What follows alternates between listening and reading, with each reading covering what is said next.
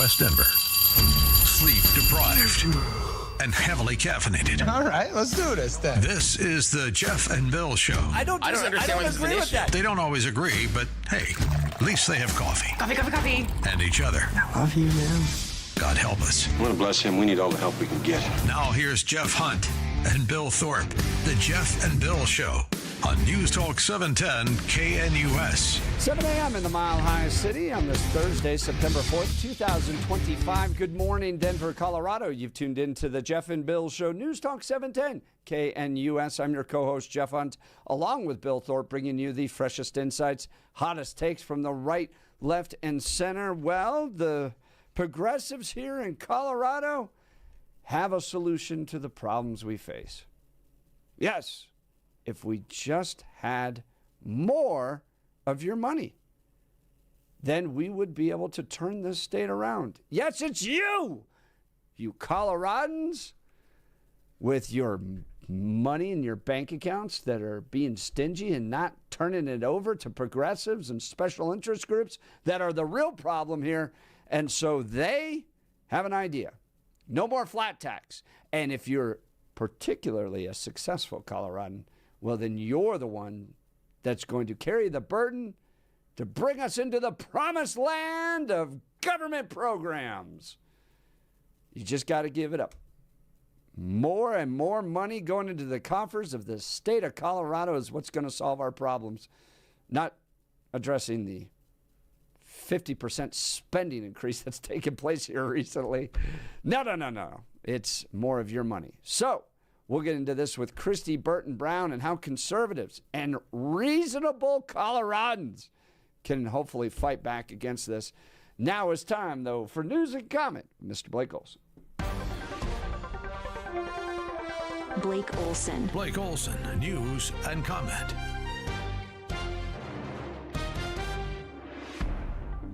Good Thursday morning, 59 and clear in Denver, expecting a high of 87 beautiful degrees today. This portion of the news sponsored by Pastor Camp Heating and Air Conditioning at 303-777-1234 to learn more about special savings opportunities on Lennox equipment. Our top story, Colorado's new semi-automatic weapons law is already facing a legal challenge. The Colorado State Shooting Association and 6 individuals filed a federal lawsuit arguing the measure signed by Governor Polis in April makes buying certain guns too costly and time-consuming.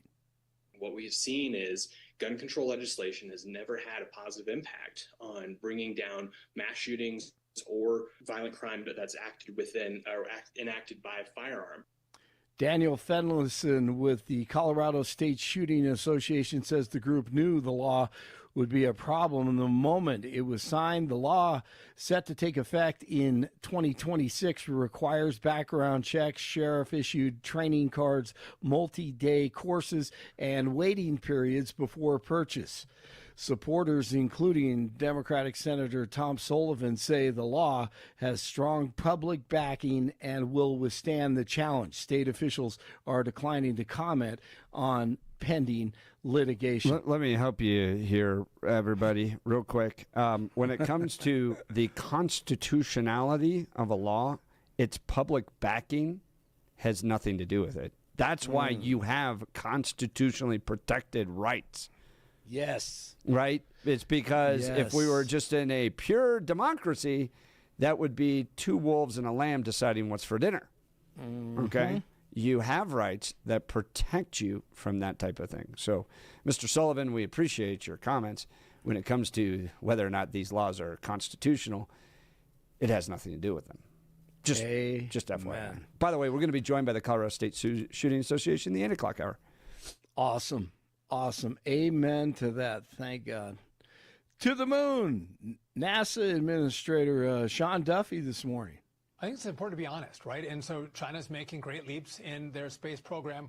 And it's important to note that there's civil and military space program, there's no difference. They're all the same. And as you know, the U.S. comes in peace, right? We want our partners around the world to come together, and we want to win the second space race to the moon. But we know that China wants to get there before us. We're not going to let it happen. We hope we can do first part of the year. That is going to be a mission, a 4-man crew that's going to go out and around the moon. Artemis 3 is going to be when we land back on the moon. We're going to stay for a longer period of time, anywhere from 8 to 12 days on the moon. The longest time in the past was 3 days. And again, we're going to start sending payloads to the moon to start building our base camp.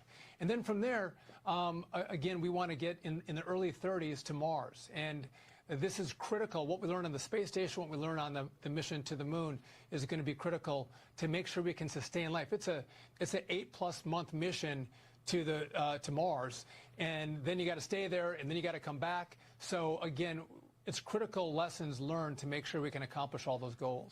All right, exciting. Loose tire is being blamed for a deadly crash in the southbound lanes of I-25 near Ridgegate and Lone Tree on Tuesday. A tire broke loose from a northbound vehicle, bounced into the southbound lanes, and caused the deadly crash. The northbound driver pulled over to the shoulder and spoke to police following the crash, which is still under investigation. Phone call between DJT and Ukrainian President Zelensky is set to take place today in another attempt to arrange peace talks with Russia. 47 says after today's conversation with Zelensky, he should know pretty much what we're going to be doing. DJT also says they're still deciding if his administration will use the National Guard to fight crime in Chicago. Trump suggested that he may instead send troops to New Orleans, where he said they have a great governor who wants us to come in, help things out. Illinois Governor J.B.'s big boy Pritzker strongly opposes the use of troops in Chicago. Of course he does. It's all political to him. ICE has busted a massive illegal alien pedophile network in California. 10 criminals arrested on Wednesday. Epstein survivors say they may compile their own list of clients and urging the DOJ to release the names of those involved. Survivor Lisa Phillips said the victims know who the regulars were in Epstein's world as dozens gathered in D.C. to push Congress for action while the first set of related documents is made public. And Marjorie Taylor Greene is pushing for the files to be released in their entirety. She joined some of Epstein's victims yesterday as well and said she was willing to name names of Epstein associates.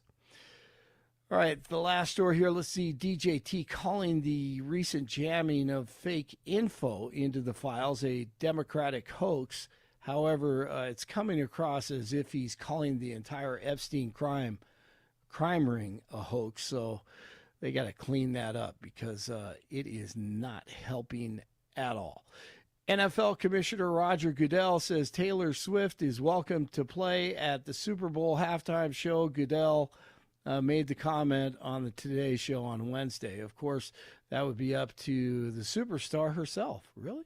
And they don't have to force her to do that.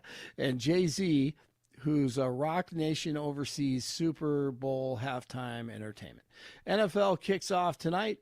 Cowboys and the reigning champions take on the Eagles in Philly, and the Broncos continue for kickoff. And devil's advocate, guys, on the Mines, on the silly team photo. I was just thinking about it as we continued that last hour. Yes. Now, I have to play devil's advocate here. Please do. Because the one thing you don't want to be in football is soft. But as I said, Mines players can handle this. I believe that, so that's why it's okay. But I was thinking of Alabama. Over the weekend, they were the softest team in college football, and they got rolled, okay? And it's a big deal. And some people are saying because one of their star players, how should I say this? He's in the Mafia, maybe? Alphabet Mafia? Oh, yeah. And he walked into the locker room with one of those little cushy stuffed animal things. What? Yes. A football player did this? Yes. So, so a lot of people are saying, the reason they're soft, one of their best players, if not their best player, subscribes to the other magazine. And so, toughness is an issue, and culture is huge in college football. So just playing devil's advocate, got to be tough. Alabama was soft over the weekend. Would love to have the Colorado School of Mines coach on. By all means, this is the show to do it. I agree. I'm right there. Maybe he'll join. He's a great guy. Yeah, I mean, he may join you. Hopefully, he'll join. Be a lot of fun. After. Hopefully, good luck to them tonight against West Texas. By the way, beat them. One of the great stadiums in college football, Division II, in Canyon, Texas, West Texas. On a side note, when we're talking about football toughness, given the masculine culture inside of football, I would submit that the individual that says, "Hi guys, I'm gay," and says it and admits it inside of that culture, probably the toughest guy in the room. It's very easy to ignore it and to play. The person that stands up and says, "I am," toughest guy in the room, hands down. So individuals that say, well, because the other person may play for their team, they're obviously soft. No. Tell me the stones, the spine it takes to stand up in that culture and say, I am this. That takes more backbone than most of those players will ever have in their entire life. I agree. Mentally tough.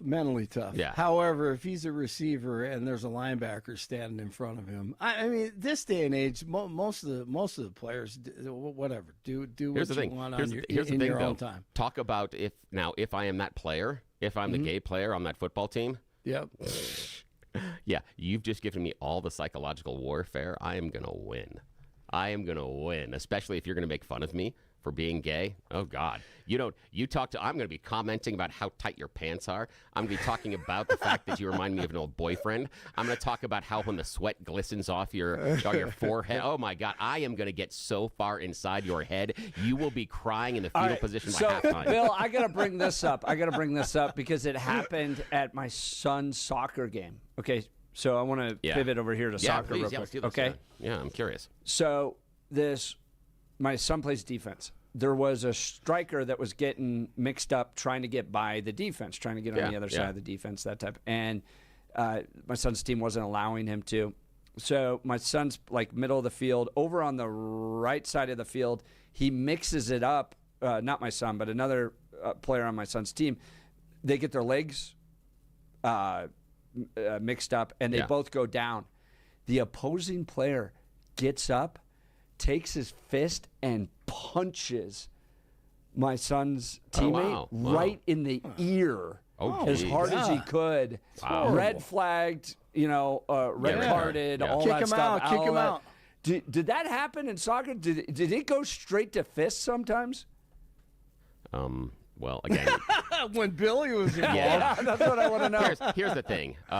One, I am probably in this conversation not the best example, because you have to realize I played for a team that probably was on the Denver Police Department gang watch list. So yes, it did. I've never seen soccer go to fists. Go to fists. I can count in one season 4 bench clearing brawls we had. Yes. I'd go to that soccer match. The team that I played for, we had a meeting with the Colorado Youth Soccer Association as to whether or not they were going to ban our team, force us to break up, and they were instituting rules that no more than 2 of us could play together on any soccer team in Colorado. We luckily missed that sort of a punishment. We had other punishments that were instituted on the team. Yeah, we were fighters, and the idea being that if that was one of our players, if the guy hit one of our players, that guy's probably going to be, let's just say, eating his food through a straw for the next 7 months. So you punched a guy on the soccer field. Yeah. That's hilarious. Yeah. I mean, the thing is, speaking of marketing, most do you of the ever time, though, punch I didn't somebody? have to. No. Blake, do you ever punch no. somebody in football? Yeah. No, I think for me is, absolutely not. most of the time I didn't have to because I was a defender, and the guys that were the real brawlers were one of our strikers and two of our midfielders. So normally the They're brawl, on the other side yeah, of the field. it happened on the other side of the field. So by the time I got there, most of it was already done. In fact, one of our players, now people that are in soccer will know the old school name, is a team that was a very prestigious club team called the Kickers. And I watched my friend that's a striker beat up 8 of the Kickers before I could get there, and just by himself. And what it was one of those, like, you see the kung fu movies where they're standing there and then guy runs up and he's like, pop, and the kid goes down. He turns, next kid comes up, pop, kid goes down, turns around, pop. By the time I get there, there's like 8 guys laying around on the ground grabbing their faces, and he's just standing there. I'm like, well, yeah, you're getting red carded. I'm like, come on, let's go. Yeah, nothing left. So we taking care of everything. We got a text message here from 7537. I'm a Mines football alumni. I did not like what was happening the last 2 years under the previous coach. Very undisciplined. The change in culture is needed. There you go. There you go. There, alumni and boosters talk. I love our listeners, man. Yeah. We Oh, could they're throw the best. anything out there, and we'd end up with somebody that's actually directly connected with it. Thank you, That is 7537. Absolutely. Absolutely. All right, it's 50. Hey, by the way, marketing for soccer. I would go to a Rapids game if they played like Billy Thorpe.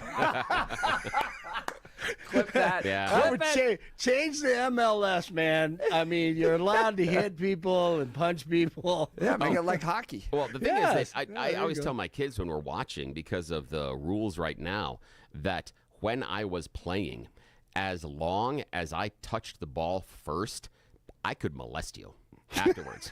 It didn't matter. I could put my hands in places that I really shouldn't be. I could hit you in certain places. It did not matter. And so the only key was you had to get to the ball first. If I was attacking the ball first, free time. And I took Blake, advantage make sure of it. you clip that. I was just thinking that. Because I'm preoccupied, I was not rolling, and I just looked down. I'm like, God. Excellent. Yeah, exactly. Lucky for you. We'll get Another Adam to clip it. He's laughing over there. There you go. Good. 58 in Brighton, 57 in Highlands Ranch. That's Billy, man. 59 in Denver. Jeff and Billy continue. Blake Olson, News Talk 710 KNUS.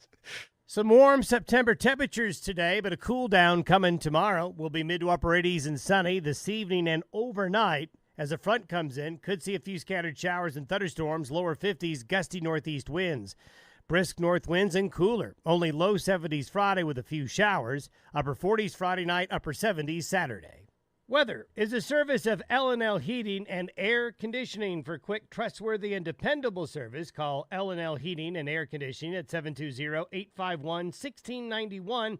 Visit them online at bestdenverhvac.com. You'll be comfortable with L&L. Meteorologist Don Day in the 710 KNUS Weather Center.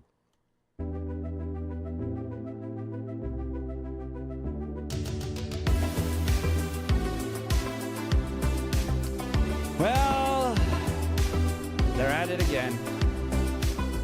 The liberal groups pushing a 2026 ballot measure to overhaul Colorado's income tax with a graduated rate system. They want to jack up taxes on folks earning over $500,000 to raise $2 billion for big government programs like health care, education, public safety, while tossing a small tax cut to lower earners. This is classic left-wing money grab. The Taxpayer Bill of Rights keeps our flat 4.4% income tax fair for everyone. Pays the same rate. No class warfare. Remember, they always say, pay your fair share. Pay your fair share. Well, no more. These activists want to gut Tabor's protection, slapping high earners with rates up to 9.5%. And it's not just owners, it's businesses. If your business makes over $1 million a year, you're going to be paying a higher rate. So progressives sending the message to Colorado businesses that you successful ones out there, please move to Texas. Apparently. Well, joining us because they're always on the ground fighting the good fight, and they're winning in many cases on these battles is Christy Burton Brown with Advanced Colorado. KBB, thank you for taking time to join the Jeff and Bill show this morning. Good morning. Yeah, good morning. Thanks, guys. So this is not definitively on the ballot, but folks over at the Bell Policy Center working to get it out there want to kill Colorado's flat tax, which I find interesting because Jared Polis doesn't want an income tax. Progressives saying, oh, no, we want a graduated one. Give us some insight on this. Sure. Well, it's a very interesting repeated attempt of the far left to change our tax system. Their dream would be to repeal Tabor and to just give constant streams of money and slush funds to the government. So this is yet one more attempt to do it. And one thing that I think is really interesting is when you look back at the track record of Colorado, like how have these kind of ballot measures fared in the past? We actually see that Colorado voters have struck them down and voted no by large margins over and over. You can look back to 2016, 2018, and they tried to change the income tax structure in Colorado. And in one of those years, they actually made an attempt to specifically do this progressive income tax hike, taxing people who make more money. And they even said, and the money's going to go for education. And Colorado voters actually struck it down by 29 points. Whoa. So you can look at just a vast variety of times they've attempted this. They've said, how about a 5-year change? And Colorado voters said no by 27 points. They tried a different version, and Colorado voters said no by 7 points. And then you look at their attempts to change Tabor, Prop CC, Prop HH in 2019 and 2021, and Colorado voters said no by 19 points and by 7 points. So, Tabor is here to stay. People love it in Colorado. And our flat tax system is one of the things that actually keeps our economy semi-stable, even with Democrats in control. So, of course, the progressive far left wants to come in, repeal parts of Tabor, drive businesses out of the state, and wreck the revenue in our state that we need to keep jobs here. That's Christy Burton Brown with Advanced Colorado. Now, Christy, we've had progressives on this show, and they always lay out this vision that if we just had a little bit more, that those billionaires living in Aspen and Vail and the rest of the, posh areas around Colorado, if we just got a little bit more of their money, then the government programs would open up, and the health care that could be provided, the education, the roads, the public safety, homelessness would be solved if we just had a little bit more. What's wrong with that style of thinking, Christy Burton Brown? Right. Well, Jeff, it's never enough for them. And I think that's a huge problem is, in their opinion, government could never have enough money. They want to take money from people. They think government can make decisions better instead of saying, like average Colorado families have to do, we have a budget. Let's stick within it. Let's prioritize. Let's deliver on what taxpayers are actually asking for instead of saying they have to give more or we can't do what they want. It's just a very short-sighted way of thinking, but it's the classic far left view that government should always have more, give them a slush fund, give them a blank check. And one thing we can see that really illustrates this is the Bell Policy Center, who has put in these ballot measures just yesterday, put in multiple versions, and one of the versions literally wouldn't designate the money to go to any specific area. They take a significant portion of the $2.3 billion this would give to the state and say, it's up to the legislature. They can spend it however they want. So they're illustrating for everyone that their real goal is to give the government a blank check. And, as they run through the title board process, they may see that their versions that allocate this money to specific areas may fare a little better with title language. But in the end, we see that is their goal. That's their vision, is government should have unlimited sources of revenue. Let's, repeal this part of Tabor that limits the government and keeps them within semi-smart spending restraints. And I think one other piece that I want to point out is in the Colorado Sun article about this, Chris Kennedy, who's in charge of the Bell Policy Institute right now, even admitted that they don't have the funds right now to go collect signatures. I think, we always should take threats to Tabor seriously, and ballot measures by the far left, we should say, okay, hey, they're really making an attempt at this. But it's also very interesting that they're admitting from the get-go that they don't have the money lined up. And in 2020, the Bell Policy Institute tried something very similar to this, spent $1 million trying to get signatures, and then had to pull it because they just couldn't get the rest of the signatures and couldn't raise the rest of the money.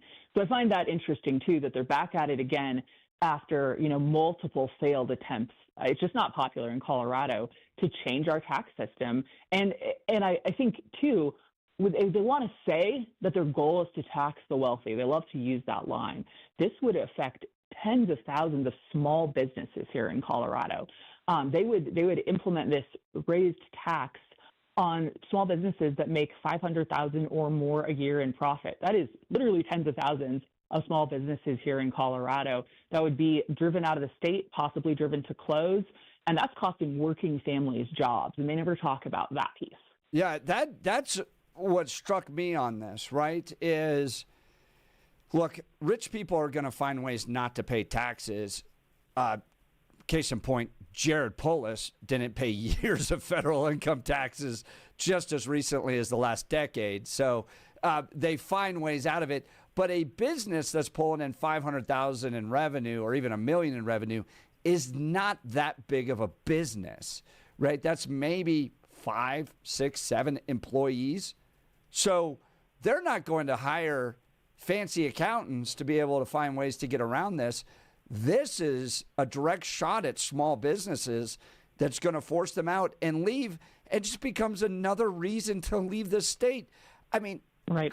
Christy Burton Brown, nothing that Democrats have done with the total control they've had for nearly the past decade has made a single thing in my life more affordable in the state of Colorado.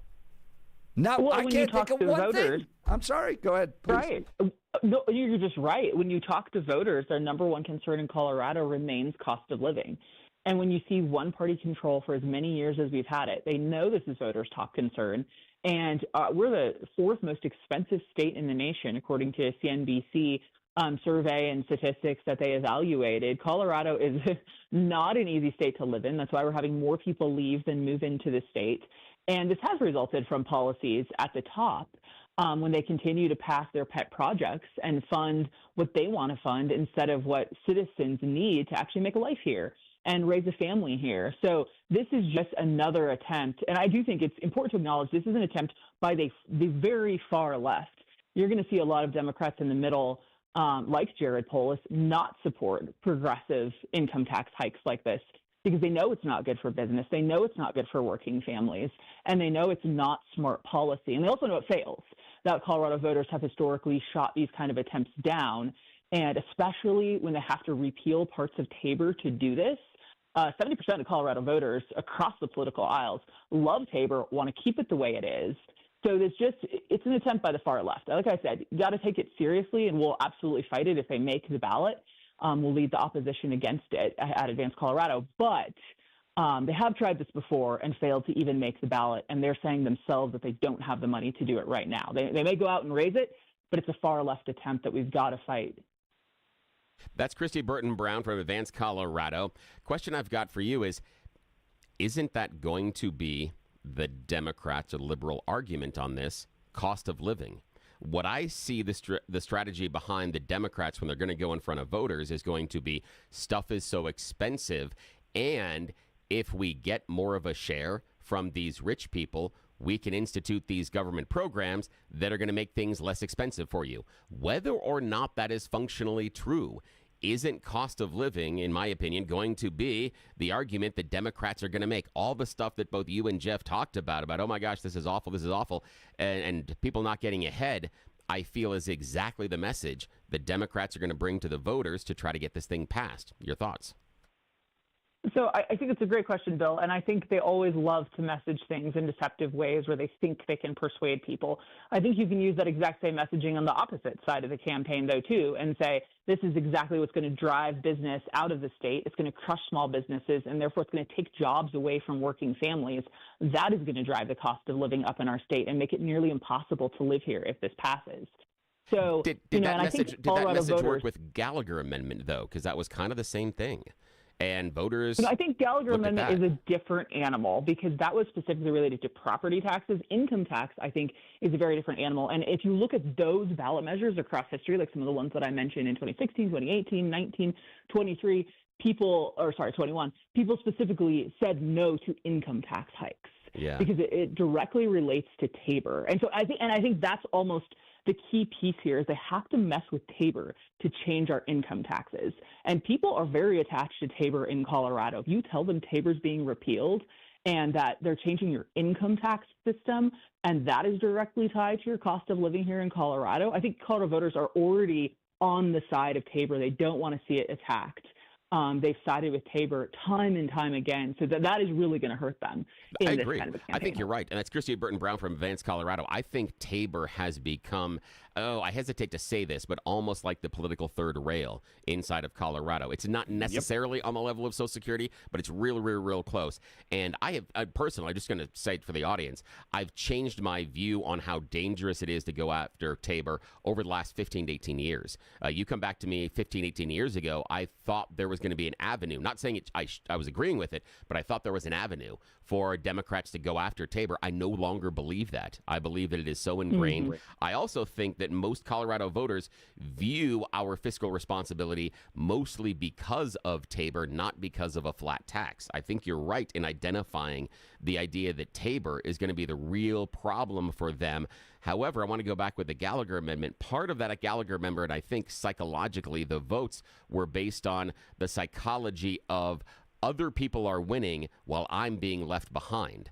And I think that's part of the reason why it was so persuasive for people to change property tax. They felt that, hey, there are other people out here that are winners, so why can't they pay more in property taxes, not understanding that you were also considered a winner. Yeah. That was the problem. So are the voters possibly going to make the same mistake in this one, Christy? Could the idea that we look at the prices at the grocery store, look at our taxes going up, we look at our gas going up, all of those things are going up, we feel like we're losing economically, anything, even if it's not the right lifeline, do we grab it just because? Your thoughts? That's a great question, Bill, and I think there's a few points to that. I think, first of all, it's absolutely important that the opposition to this runs a very smart campaign and tells people the truth and sides with Tabor and gives voters a really compelling reason to vote against this. And there's a whole lot of compelling reasons to vote against it. But I also think the pro-campaign has to make an actual realistic case to voters that giving a blank check and a slush fund to the government creates a better cost of living for them. And we haven't seen that happen in Colorado. Our budget has absolutely ballooned in Colorado. They have $44 billion a year, and we have the current situation with cost of living. So how is $2 billion more blank check to the government going to provide people with a better cost of living? That just isn't going to make sense to voters, so they're going to have trouble making that case. I think also when you look at Gallagher, I actually think one of the reasons that succeeded, there was a lot relating to wildfires in Colorado and fire departments wanting more money from property taxes.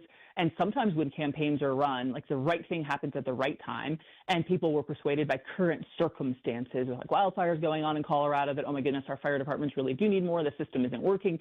That played into it a lot at the very end. And I really just don't think people see property taxes and income taxes protected by Tabor as the same thing. So I think those are apples and oranges. And sometimes people think, oh, all taxes are in the same boat. And it's just really not historically how voters have seen it across Colorado. That's Christy Burton Brown with Advanced Colorado. Now, KBB, are you all running a ballot initiative? Would we see a decrease? Are you going to possibly provide an alternative here that lowers taxes for people?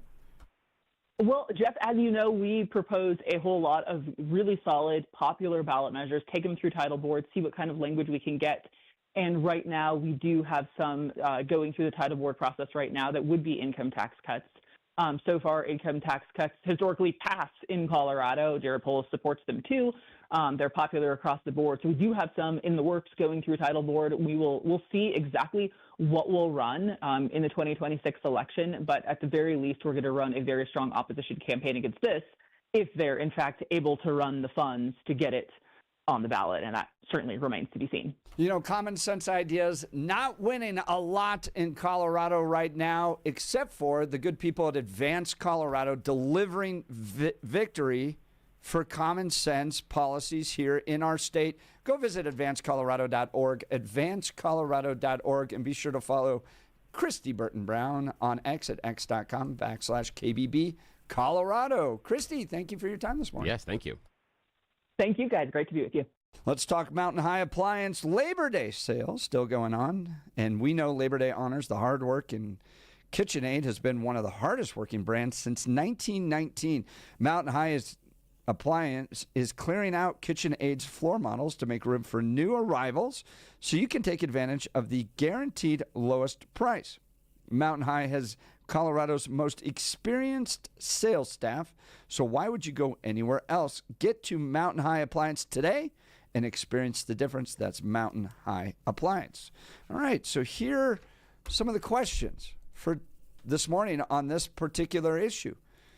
Do you agree with progressives that graduated income tax would be better for Colorado? That if you are more successful, you should pay a higher tax rate. And that would mean a bit of a cut for those on the lower end of the economic spectrum. Do you believe that's the case? Or do you believe we need to keep Colorado's flat tax? Tabor is a win for our economy. It protects our freedoms, and it keeps government limited. Give us a call, 303-696-1971.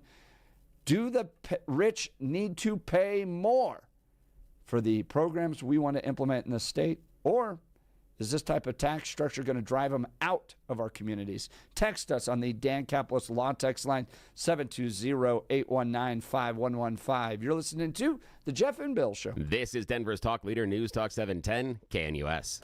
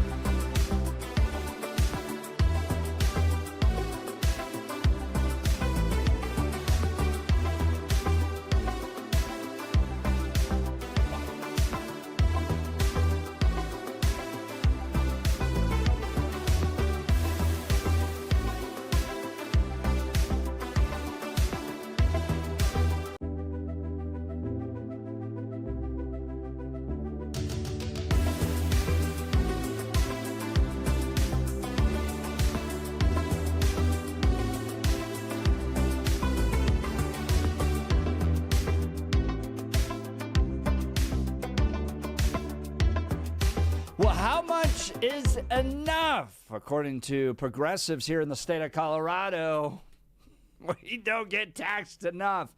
And if you're successful individually or with your small business, they want you to pay a higher rate. The current rate here in Colorado for the income tax is a flat 4.4%. It's across everybody. No matter what class you're in, you pay 4.4%. Should we ask the rich to pay more as it relates to a percentage? Because if you look at straight dollar figures, 4.4% on $1 million is going to be more money than 4.4% on $10,000. But is it fair? Does it provide enough money for the programs we want to run? Bill Thorpe, your thoughts? Yeah. I don't like flat taxes. I think it's an illusion that sounds great based on fairness and doesn't accomplish the goals. It sets more of a burden on the middle and lower income earners, and it's a gift to high income earners. Now, I am not necessarily, the current proposal that I have seen for the Democrats to try to change the tax structure here in Colorado, I am not in favor. I want to make that clear. I am not in favor, but also I am not a supporter across the board on a flat tax rate. One of the problems we've seen is that the largest income gains and shares of wealth has been concentrated in the higher income earners. And so the idea that they haven't been successful, haven't been able to gain wealth and power, I think is not borne by the facts. They do. They have all this power and influence. And so the idea of a flat tax that would functionally reduce their tax burden, I don't think they're the ones that necessarily need the help or the relief.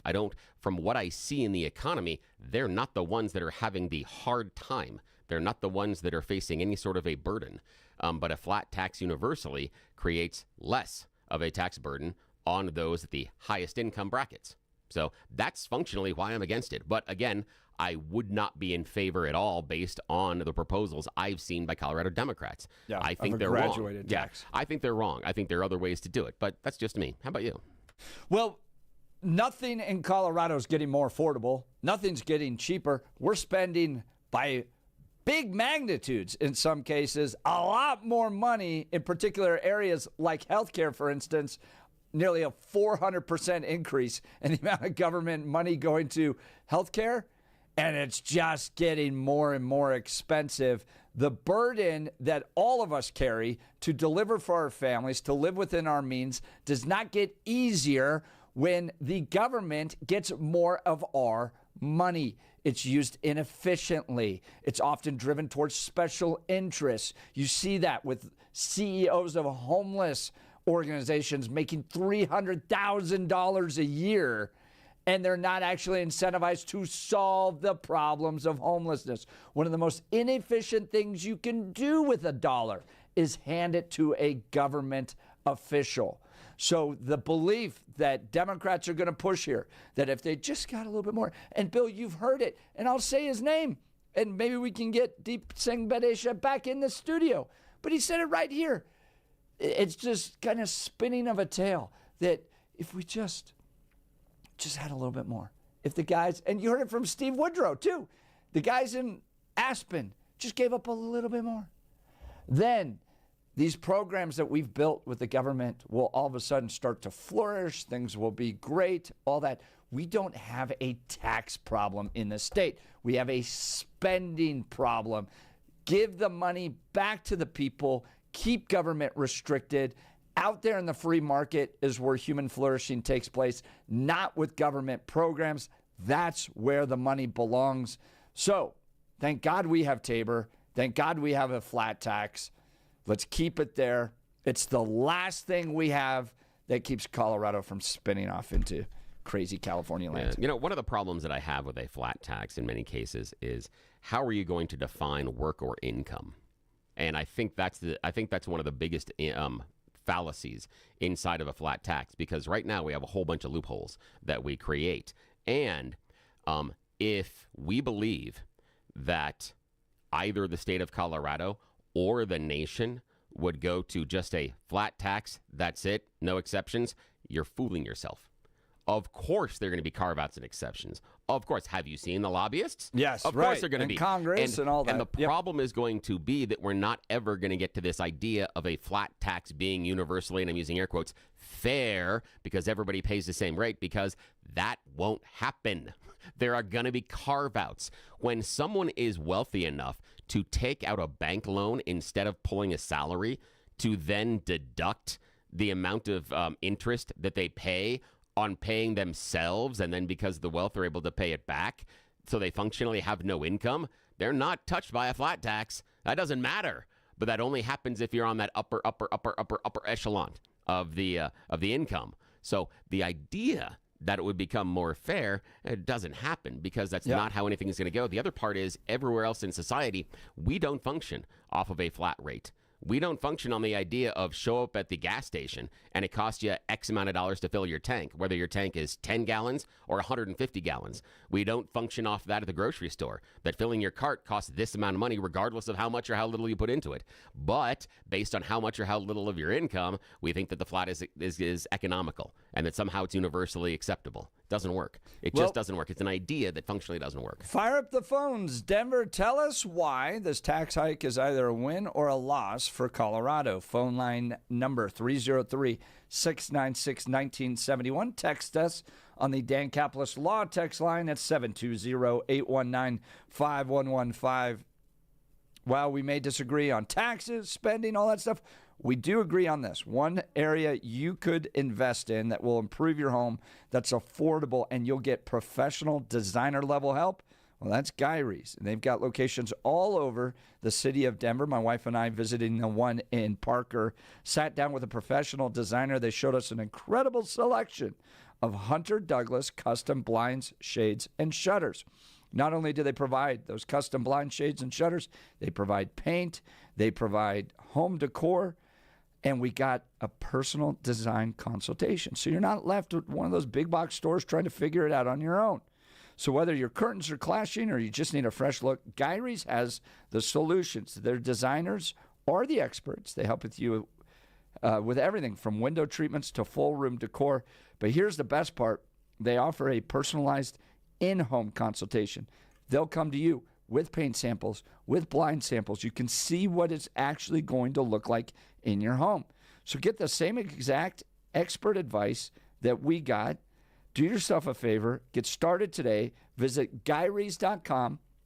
That's GUIRYS.com. GUIRYS.com. Go see the great people there. Start your in-home consultation. You'll be sure to thank me. You're listening to The Jeff and Bill Show. This is Denver's Talk Leader News Talk 710 KNUS.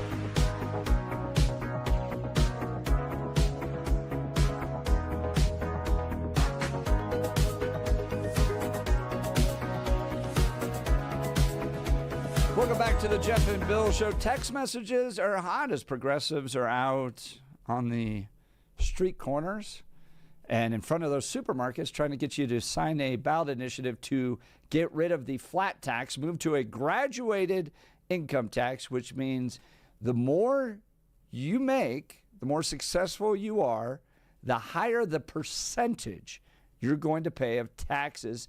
Does this just punish the wealthy? Well, Jared Polis thinks so. He doesn't want an income tax at all. He thinks you tax what you don't want people to do, right? You tax smoking, you tax alcohol consumption, those types of things. Yeah, tax becomes a force to stop people from doing. So why do we tax income? Don't we want more people to make more income? That's Jared Polis. So Jared Polis is even at odds with this progressive effort. Text messages hot on this one. Didn't we already try to tax the rich to pay for programs? Look at the school meal programs. How's that working out? Same promise with this initiative. Why do we expect any different outcome? Yeah. I think with the school lunch, though, that's total number of students and not having means testing. The idea of how much it was going to feed cost to feed those kids all the time. That was just dumb. The idea of trying to feed everybody, it was just absolutely ridiculous. It should have been means tested. And if it was for me, and I know the idea, the stigma of the kid getting the free lunch, etc. There are ways to get around that inside the school, like give the kids that have free lunch the fast pass. Have them get to the front of the line first.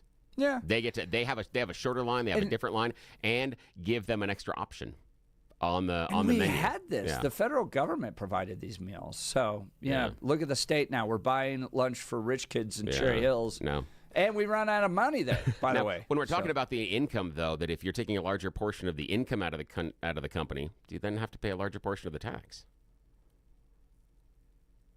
I'm not sure I understand. We'll talk that another day. All right. It's an interesting idea, but it's a difficult one. All right, we'll continue. You're listening to The Jeff and Bill Show. This is Denver's talk leader, News Talk 710 KNUS.